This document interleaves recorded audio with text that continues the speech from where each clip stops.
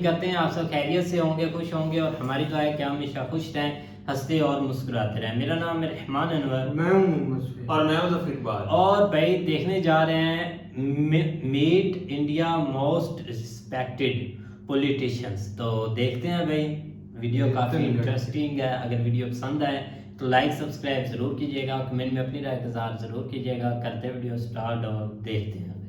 Politics में व्यक्ति की कीमत नहीं होती, उसकी कुर्सी की कीमत होती है। तो काले बिल्डिंग पर सफेद चूना लगाने के काम वाला आदमी था। मेरी औकात और हैसियत से लोग ज़्यादा बड़ा समझते हैं। राजस्थान के रोड्स भी यूएस जैसे रोड्स हो जाएंगे। तो ऐसा जब आप ऐसे स्टेटमेंट्स देते हो, ये सब डेटा बैक्ड होते हैं। कॉन्क्रीट बात करता हूँ, मेरी बहुत वीकनेसेस है, वो मैं इसलिए नहीं बताऊँगा कि मैं मीडिया से डरता हूँ। जो एम्बिशियस होता है और भविष्य की चिंता करता है वो दुखी होता है। पेट्रोल डीजल की गाड़ी में नहीं बैठता, पेट्रोल डीजल को देश से समाप्त करना। तो लोग क्वेश्चन करने लग जाते हैं। पहले बात तो मुझे कोई क्वेश्चन नहीं है। तो इंडिया में जैसे प्रॉब्लम है, जब मैं बिजनेस स्टार्ट कर रहा था कि मुझे सर्टिफिकेट लेने के लिए एक डिपार्टमेंट जाना पड़ता है, फिर दूसरा, फिर तीसरा, फिर चौथा। तो ऐसा कब होगा कि हम लोग बैरियर फ्री हो जाएंगे बिजनेस स्टार्ट करने में? तो बॉम्बे में बहुत गड्ढे हैं, तो वो गड्ढे कब भरेंगे, वो ऐसे कब होगा? वेलकम टू फिगरिंग आउट की हिस्ट्री के सबसे बड़े गेस्ट के साथ हमने आज एक पॉडकास्ट बनाया है। ऐसे इंसान के साथ जो आपका मेरा पूरे इंडिया का टाइम बचा रहा है। कैसे? By connecting the whole India. जहाँ जाने में 10 घंटे लगते थे वहाँ 2 घंटे लगते हैं, जहाँ 7 घंटे लगते थे वहाँ 1.5 घंटा लगता है। हर जगह का टाइम रिड्यूस हो रहा है बिकॉज वहाँ पे बेटर रोडवेज बन रहे हैं। हम इस पॉडकास्ट में बहुत ग्रोथ की बात करते हैं। हम बात करते हैं कि आप, मैं, हमारे बिजनेसेस, हमारी कम्युनिटी कैसे आगे बढ़े। बट हम लोग तभी आगे बढ़ेंगे जब इंडिया की ग्रोथ होगी। एंड इंडिया की ग्रोथ तभी होगी जब पूरा इंडिया कनेक्टेड होगा अंदर से और पूरे वर्ल्ड के साथ बाहर से। And the man who is making this dream possible is Shri Nitin Gadkari ji. आज के पॉडकास्ट में हमने उनसे बात करी है कि इंडिया के लिए उनका विजन क्या है, ऐसी कौन सी चीज़ें हैं जो उन्हें लगता है कि प्रॉब्लम्स है और जिनका वो सोल्यूशन ढूंढ रहे हैं। इंडिया में आज तक हमसे गलती क्या क्या हुई है और हम उनको कैसे सुधार के आगे हम वर्ल्ड लीडर बन रहे हैं। इंडिया का इंफ्रास्ट्रक्चर वर्ल्ड में सबसे बढ़िया कैसे बनेगा, उनके और पीएम मोदी के अंदर के कुछ किस्सों के बारे में भी हमने बात करी। फिर हमने थोड़े डिफिकल्ट क्वेश्चंस पूछे कि इंडिया में जो इतने गड्ढे हैं वो कब भरेंगे। इंडिया इतनी जगह पे इतना डिफिकल्ट क्यों है बिजनेस करने में और उसको ईज कैसे किया जाए। Make sure you watch this episode till the and, क्योंकि आज का एपिसोड बहुत इम्पॉर्टेंट है इंडिया की लीडरशिप को समझने के लिए एंड इंडिया की ग्रोथ को समझने के लिए। एंड अगर आपको लगता है कि ये पॉडकास्ट बहुत लंबा है तो जाके हमारा क्लिप्स चैनल देख लो, राज शमानी क्लिप्स, जहाँ पे छोटी छोटी क्लिप्स में पूरा पॉडकास्ट बताया गया है अलग अलग टॉपिक्स के ऊपर। एंड बहुत सारी ऐसी क्लिप्स भी हैं जो मेन पॉडकास्ट तक पहुँचती नहीं है, तो जाके देख लो, वहाँ पे कुछ एक्सक्लूसिव कंटेंट भी है जो बहुत ही क्रिस्प वे में तुम्हें पूरे पॉडकास्ट के बारे में बता देगा। Subscribe to Raj Shamani clips and enjoy today's show.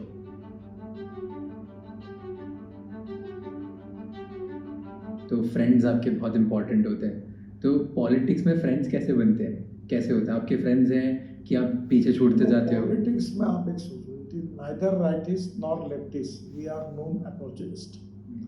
Politics में व्यक्ति की कीमत नहीं होती, उसकी कुर्सी की कीमत होती है। और जो करियर ओरिएंटेड कन्वीनियंस पॉलिटिक्स करने वाले हैं, ये बराबर जानते हैं कि किसके घर चक्कर मारने से मेरा क्या फायदा होगा, किससे दोस्ती रखने से क्या होगा। वो कैलकुलेटेड पॉलिटिक्स करते हैं। देखिए, मैं इससे ऊपर उठ कर हूँ। तुम्हारी विचारधारा, तुम्हारे सिद्धांत, तुम्हारी नीतियाँ, समाज के प्रति, देश के प्रति समर्पण और काम करो। देखो, एक समय ऐसा आता है कि मैं मेरे जीवन की कहानी बताऊँ। मैं कभी दिल्ली नहीं आता, मुझे किसी नेताओं को मकान मालूम, अभी भी दिल्ली के रोड मालूम। और मैं पहली बार दिल्ली आया तो बीजेपी का अध्यक्ष बन गया। मेरी माँ एमएलए नहीं थी, मेरे पिता एमपी नहीं थे, मैं बड़े घर का नहीं था, मैं पोस्टर चिपकाने वाला और मेरा हैंडराइटिंग खराब था। तो काले बिल्डिंग पर सफ़ेद चूना लगाने के काम वाला आदमी था। वो काम करते करते जिस पार्टी में अटल बिहारी वाजपेयी बैठे हुआ मैं अध्यक्ष बन गया। तो मैं ये मानता हूँ कि ये तुम अच्छा करो, कर्मण्येवाधिकारस्य मा फलेषु कदाचन। और दूसरी बात, तुम अच्छा करो तो आपको अच्छा ही मिलता है। नहीं मिलेगा थोड़े समय के बाद मिलेगा, और नहीं मिला तो नहीं मिला, तुम करते रहो। तो पर डिफिकल्ट नहीं होता कभी कभी कि अब पता है कि बहुत लोग हैं कि वो मतलब के लिए आएंगे, तो दोस्ती कैसे बनाओ फिर नए लोग? आने दो सबको भैया, हमको किसी को नहीं बोलना। अच्छा। सब आएंगे, पानी पिलाओ, चाय पिलाओ, अच्छी बात करो, हो सकता है वो काम कर दो, नहीं हो सकता बोल दो भैया नहीं होता। अब मैं आपको बताता हूँ, मैं संघ का हूँ, बीजेपी का हूँ कट्टर। मेरे डिपार्टमेंट में चर्चे तो 75 member of parliament from all political party. ये पहली बार मुझे स्पीकर साहब ने कहा, ये पार्लियामेंट में हुआ, कि हर व्यक्ति ने मेरा अभिनंदन किया और मेरे को शुभेच्छा दी। मैंने भाषण में कहा कि मैं बीजेपी का हूँ, संघ का हूँ, मेरा कन्विक्शन पक्का है, आप मेरे विचारों के विरोधी है, इसके बावजूद भी आप मुझे धन्यवाद दे रहे हो, मेरा अभिनंदन कर रहे हो, तो मुझे बहुत खुशी हुई, आपका आभारी हूँ। इसका कारण मेरे घर पे कोई आता है, कोई भी पार्टी का, देश सबका है, तो मैं ये नहीं बोलता ये मेरे पार्टी का इसका काम करूँगा, मैं बोलता जो कानूनी काम है सबका होना चाहिए, जो पब्लिक इंटरेस्ट का काम है सबका मैं करते गया। मैंने कभी एक्सपेक्ट ही नहीं किया था, और मेरे मन में सपने में भी नहीं आया था कि मैं ऐसा करने से मुझे लोग इतना ऐसा कहें।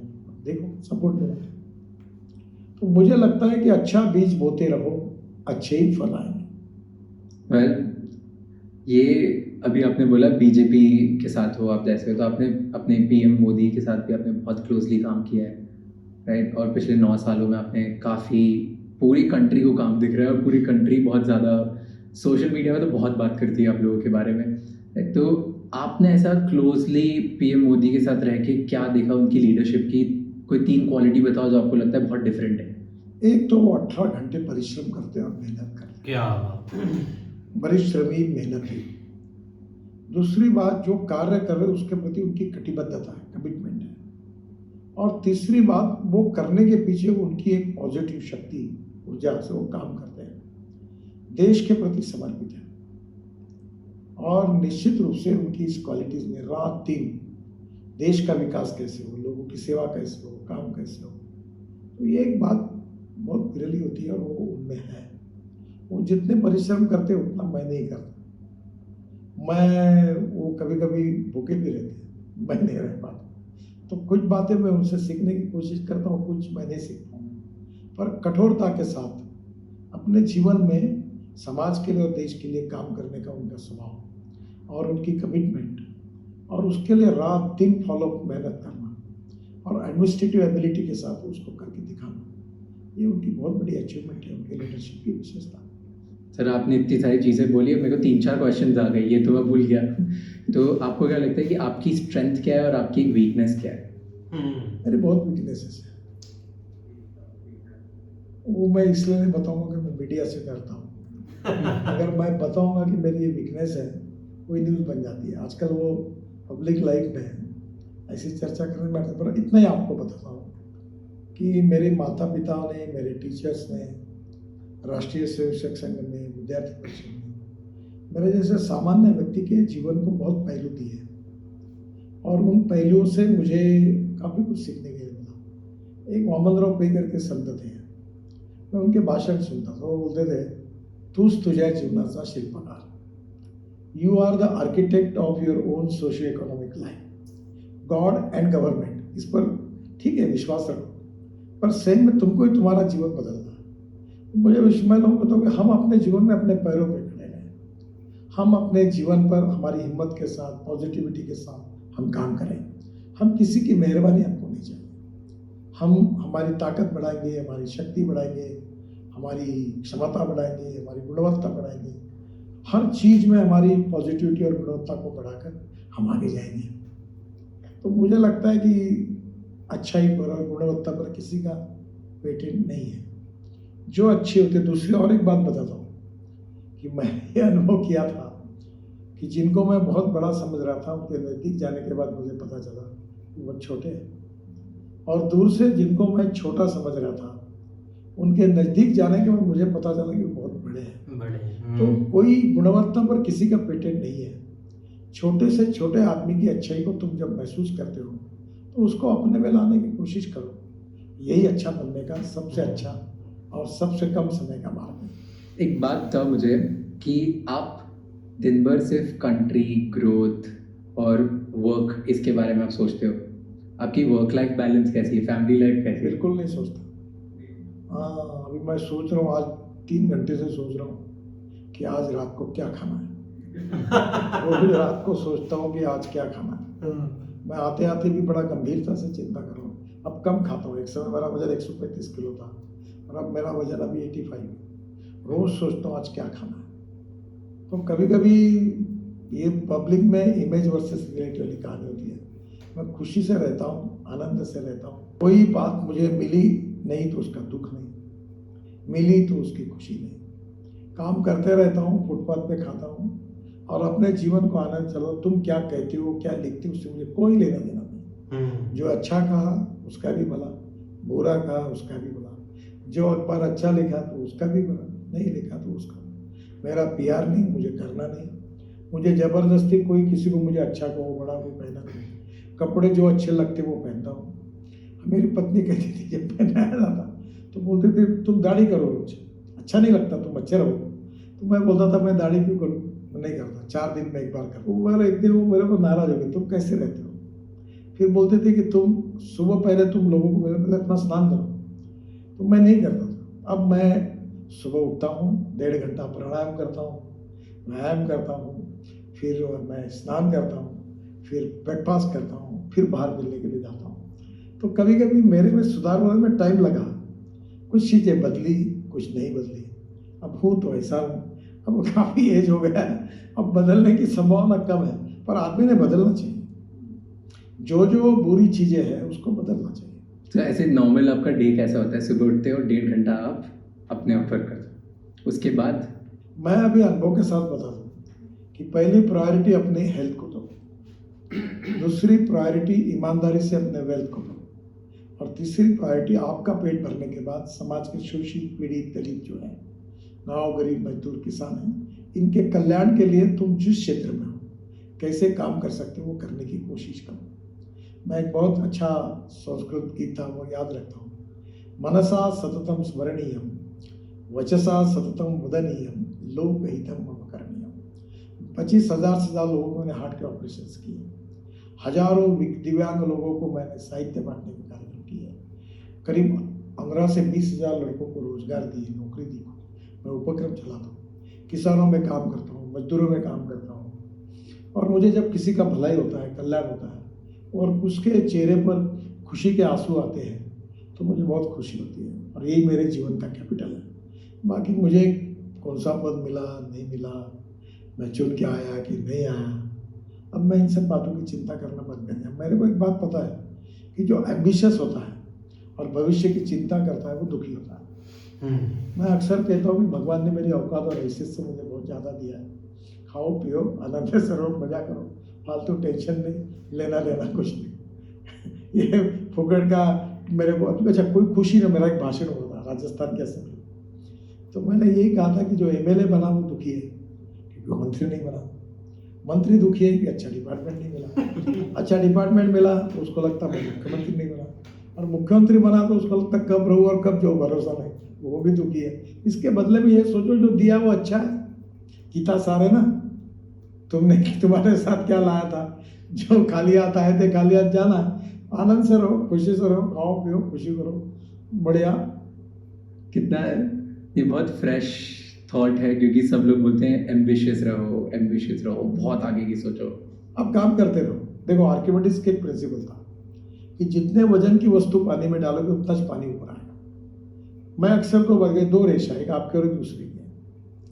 दूसरी की पूछने के बाद आपकी बड़ी हो सकती है, मत करो, अपनी बड़ी करो, अपनी गुणवत्ता बढ़ाओ, अच्छा काम करो।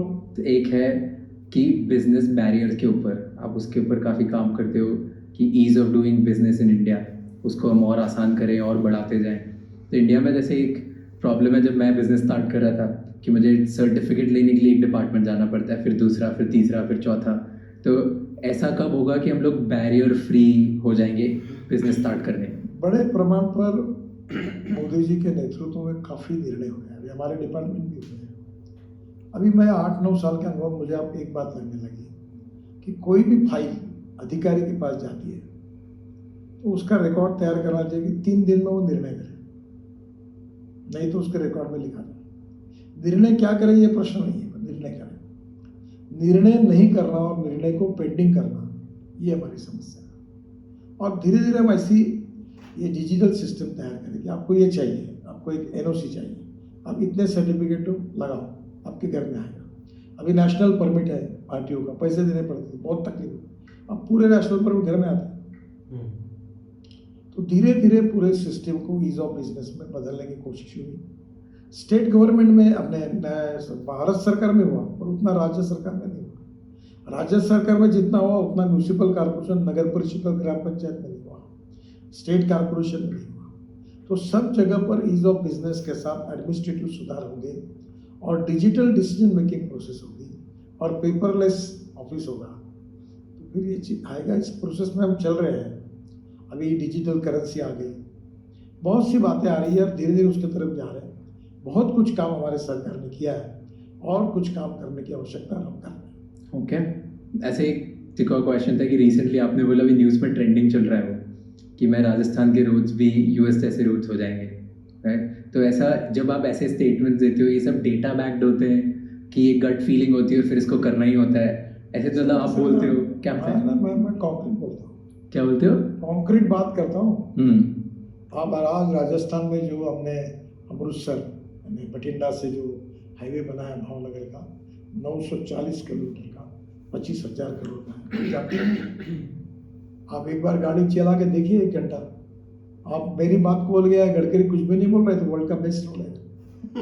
टनल्स देखिए, आप जाइए हमारे कारगिल के अंदर जोजिला टनल देखिए कैसी बन रही है। हम जम्मू से श्रीनगर के बीच में 16 टनल बना रहे, 12 हो गई। तो ऐसे गट फीलिंग से बात नहीं करते आप, प्रॉपर कॉन्क्रीट फीलिंग, नम्रता पूर्वक आत्मविश्वास के साथ बता रहा हूँ। मैंने अमेरिका देखी, यूरोपियन रोड देखे और बिहार और यूपी के भी रोड 2024 समाप्त होने के पहले वर्ल्ड स्टैंडर्ड के और अमेरिका जैसे बनेंगे। ये देश का इंफ्रास्ट्रक्चर वर्ल्ड स्टैंडर्ड बनेगा। मैं विचारपूर्वक जानकारी लेते हुए और जिम्मेदारी के साथ कह रहा हूँ। केवल पॉलिटिशियन करके कोई भी बात को फेंक देना ऐसी बात नहीं है। और मैं आपको बताता हूँ, तुम जब रोड पे जाओगे तो मेरी बात को महसूस करो।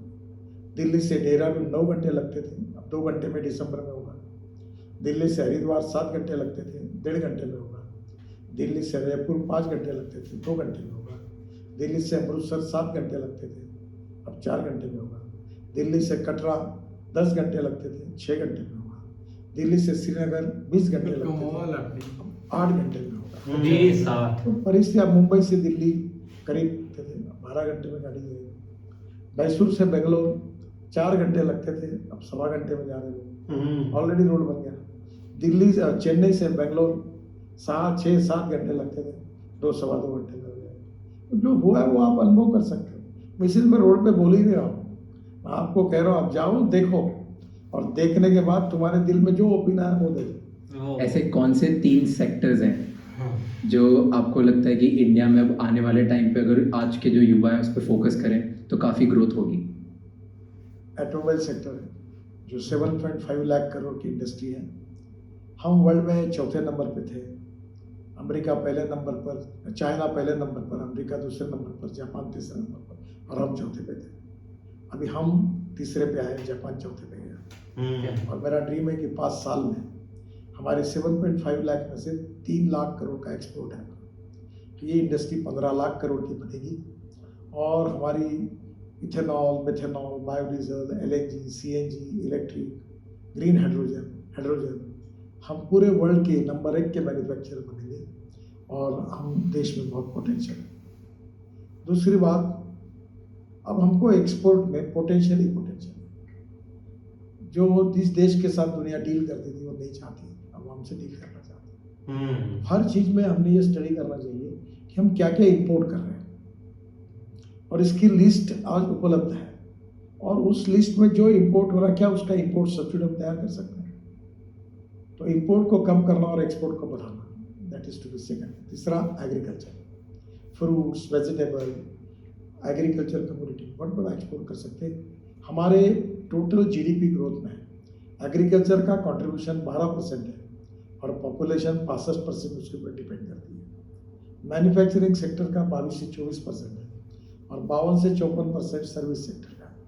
हमें एग्रीकल्चर के इसमें से जो हमारा ग्रोथ रेट है उसको कम से कम 20 के ऊपर ले जाना है। तो हमको रूरल एग्रीकल्चर और ट्राइबल इंडिया में वहाँ के रॉ मटेरियल टेक्नोलॉजी के आधार पर नए विकास की योजना प्रधानमंत्री ने बनाई है।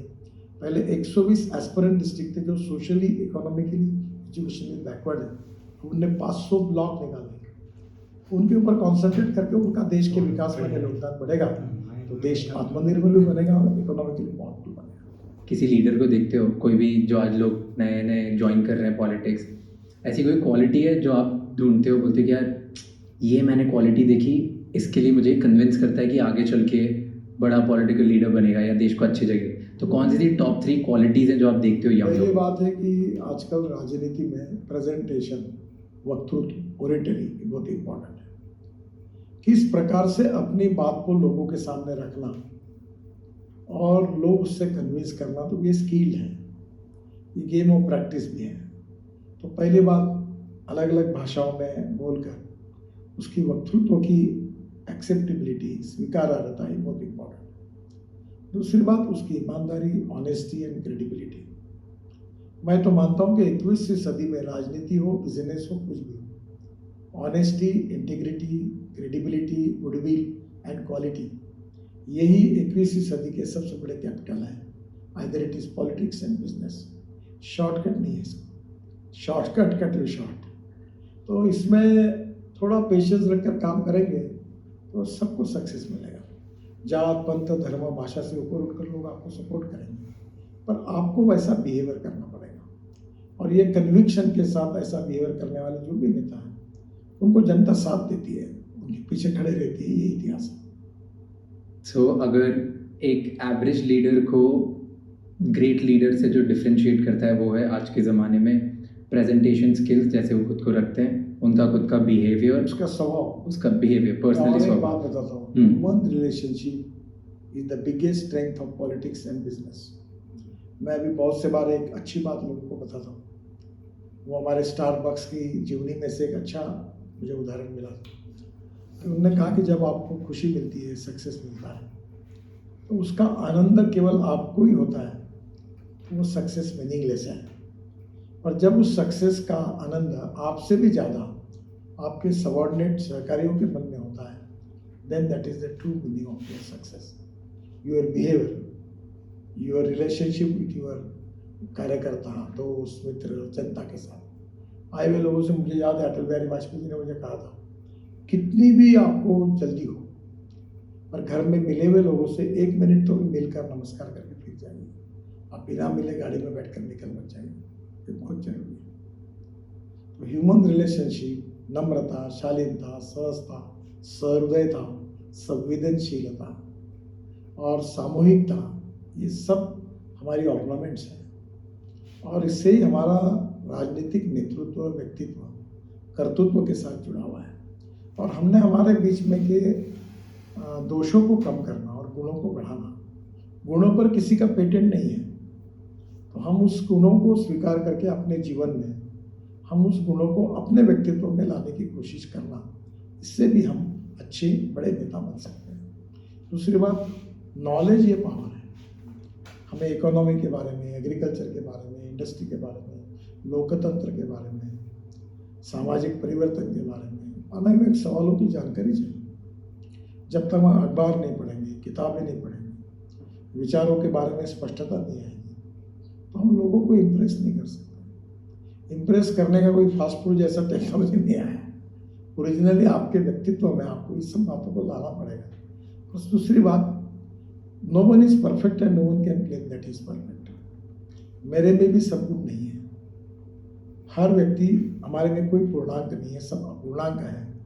और धीरे धीरे हम पूर्णांक बनने की ओर जाएं और अच्छी अच्छी बातें अपना कर अपने व्यक्तित्व को सुधार करने की कोशिश करें। तो इसलिए जीवन भर हम विद्यार्थी हैं। कोई मुझे आज एक हमारे यहाँ एक बटर का दुकान था, उसमें एक साउथ इंडियन लड़का था। तो मैं उसके पास बटर खरीदने के इतनी सुंदर बातें करता था, इतना सुंदर रिसीव करता था, मैं ज़िंदगी में उसको नहीं देखा।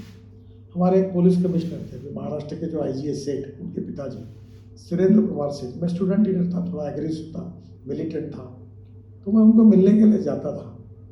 तो मैं जब निकलता था तो वो मुझे अपने चेंबर से निकलकर दरवाजे तक छोड़ने के लिए आते। उनकी नम्रता और शालीनता मैं आज तक नहीं भूला। यही अमिताभ बच्चन और रतन टाटा मेरे दोनों अच्छे मित्र हैं, बहुत बड़े व्यक्ति हैं, पर उनकी शालीनता और उनकी नम्रता जब जब भी देखता हूँ तो मेरी उनके प्रति इज्जत और बढ़ती है। तो ये चीज़ें हैं कि जो व्यक्तित्व को निखारती है, और इसलिए नेचुरल, आर्टिफिशियल नहीं, नेचुरल कोर्स में एक ने अच्छा किया है, उसने कैरेक्टर की बहुत अच्छी डेफिनेशन की है कि character is a one's behaviour in the dark. यानी आप नेचुरल बेसिस पे जैसा व्यवहार करते हो वो दैट इज ए आपका ट्रू पर्सनैलिटी।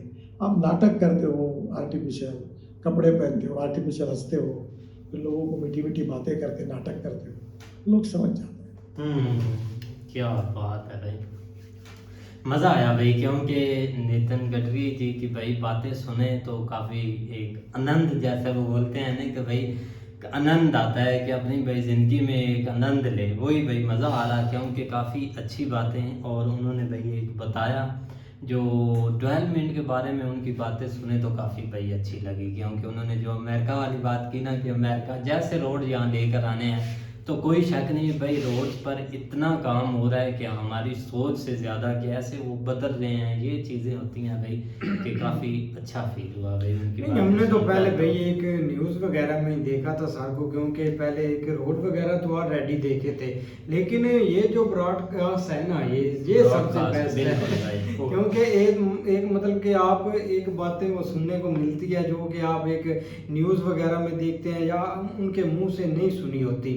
तो आज भाई ये इस वीडियो को देखने के बाद काफ़ी भाई एक मतलब कि एक जैसे होता है ना, बंदा जितनी भी कंफ्यूज होती है एक इंडिया के बारे में वो ख़त्म हो जाती है कि क्योंकि हम देखते हैं कि यार एक देखो ना इंडिया कैसा है, एक मतलब कि कैसे इतनी अच्छी चीज़ें हो रही हैं, क्या उसके पीछे एक है, क्या वर्किंग जारी है। तो उसके पीछे भाई एक मतलब कि ऐसे इंसान है जिन्होंने अपना एक मतलब कि बदला है चीज़ और पूरी इंडिया को जिंदगी बदला है। एक अपने मुल्क को ही दे दी है। दे दिया नहीं, ये असल में चीज़। ना वहाँ के और यहाँ के पॉलिटिशियंस में ना थोड़ा फर्क है, जो ऊपर लेवल के हैं, जो थोड़ा नहीं, मतलब जमीन middle class में आ आसमान जाते है। हैं। क्योंकि यहाँ पे काफी हद तक जो है ना वो लोग अपनी जात के बारे में सोचते हैं, लेकिन वहाँ पे ये थोड़ा सा सीन जो है ना वो नहीं है। अब जिसमें आप देख लो पीएम मोदी जी हैं, ये आपके सामने नितिन गडकरी साहब हैं, और बाकी भी मतलब जो हमने देखे हैं, जो रेलवे से रेलिवेंट मिनिस्टर हैं, मतलब जो मेन जो डिपार्टमेंट है उनसे रेलिवेंट जो है, उनको हमने ये देखा है कि वो काफ़ी हद तक जो है ना वो, बल्कि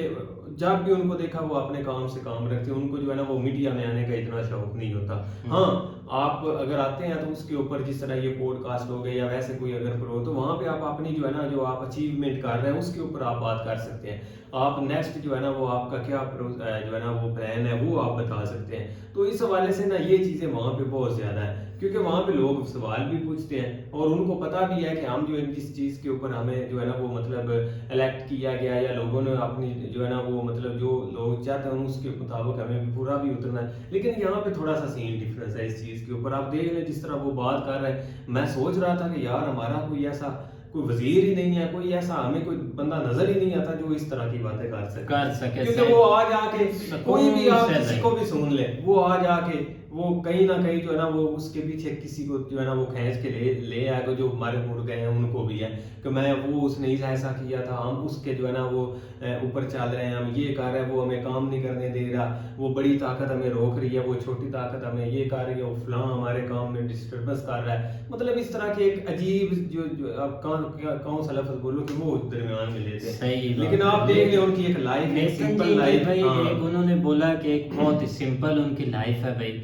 जो वो अपना भाई सुबह उठकर अपने आप को इतना टाइम देना, उसमें बहुत भाई अच्छी बात अपनी है। उनकी हॉबी बहुत अच्छी है भाई, यार अपना हॉबी family के बातें साथ कितनी रहना। मतलब आप देख ले प्यारी कर रहे हैं कि जो बुरा लिखता है उसका भी भला हो, जो मतलब हाँ। कि सही लिखता है उसका भी भला उसका भी हो। भला तो हो। ऐसे जो लिखता लोग है वो भी भला हाँ नहीं। बिल्कुल अटल जी की तरह। अटल जी की तरह हाँ। सेम टू सेम आज- वही मतलब के वैब आ रही थी एक नितिन गडकरी जी से एक भाई क्या हुआ यार आप भाई क्या हम आपकी बातें आप सुन रहे हैं बीच ठीक- में बात काट देते हैं, पता नहीं नहीं, आपको मैंने क्या बोला होता है। ठीक बात है, क्योंकि उन्होंने बोला कि जैसे मेरे दोस्तों के बारे में भी भाई बताया कि वो भी बहुत अच्छा मेरे साथ बिहेव करते हैं या उनसे कुछ सीखते हैं, लोगों से एक दूसरे से सीखना, मतलब वो उनकी लाइफ से काफी कुछ सीख सकते हैं। एक मतलब के सर की वीडियो देख बातें भी सुनी है कि मतलब कि उनको कितने एक धचके मिले हुए हैं कि मतलब कि एक पॉलिटिक्स की राह पर आने के लिए।